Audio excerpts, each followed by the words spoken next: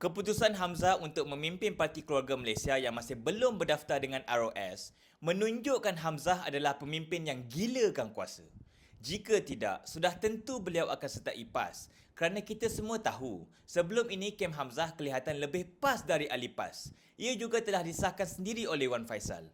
Lebih mengejutkan, pengasas Parti Keluarga Malaysia, Khairi Jahya, kelihatan lebih pro kepada kerajaan Madani berbanding pembangkang. Ini kerana pengasas Parti Keluarga Malaysia dikatakan adik kepada ahli politik UMNO dan best friend kepada Farhash.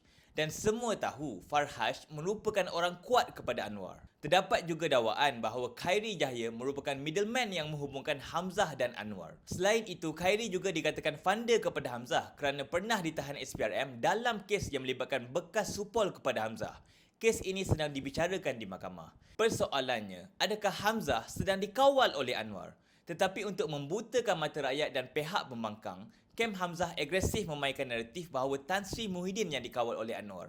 Bagaimanapun, saya berharap agar parti-parti pembangkang terus kukuh bersatu dan tidak senang ditipu oleh pihak yang mahu memecahkan pihak pembangkang.